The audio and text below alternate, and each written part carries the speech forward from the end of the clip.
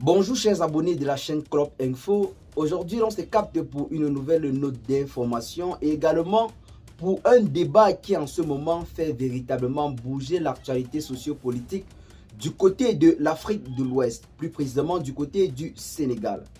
Il s'agit de cette nouvelle révélation du FMI nous faisant savoir que l'ancien président sénégalais Macky Sall, durant son séjour à la tête du Sénégal, aurait octroyé auprès du Fonds monétaire international une dette de près de 7 milliards de dollars, soit 3500 milliards de francs CFA.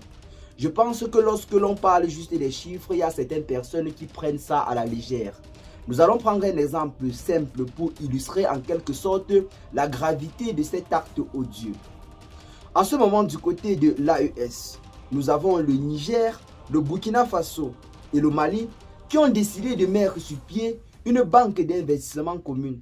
Et le fonds initial de cette banque est 500 milliards de francs CFA. Et le projet jusqu'à présent a déjà été félicité et salué par plusieurs Africains de tous bords. Plusieurs personnes voient en cela un véritable geste digne des dirigeants africains. Mais imaginez-vous qu'un président tel que Macky Sall, ayant séjourné à la tête du Sénégal pendant, je crois, juste 10 ans, a octroyé auprès du FMI une dette de 3500 milliards de francs CFA. Ce qui veut dire que si celui-ci-là voulait mettre sur pied des banques d'investissement pour faire jouir le peuple sénégalais, celui-ci pouvait mettre sur pied au moins 7 banques d'investissement. Je dis bien 7. Mais lorsque l'on analyse ou alors lorsque l'on étudie son programme de gouvernement ou alors son passage à la tête du Sénégal, l'on voit que celui-ci n'a pratiquement foutu que dalle. La question que se posent tous les Sénégalais en ce jour est de savoir qu'est-ce que Macky Sall a fait avec tout cet argent. C'est une question légitime.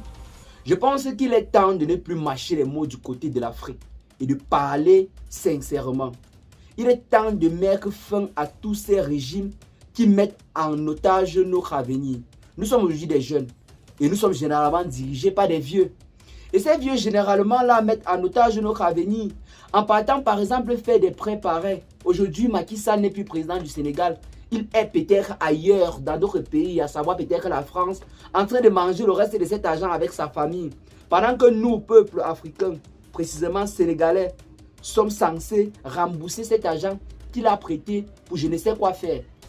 Nous-mêmes, jeunesse africaine, vous-même, vous ne voyez pas qu'il est temps de se lever vivement contre ce genre de dirigeants qui mettent en otage notre avenir. Le débat reste ouvert.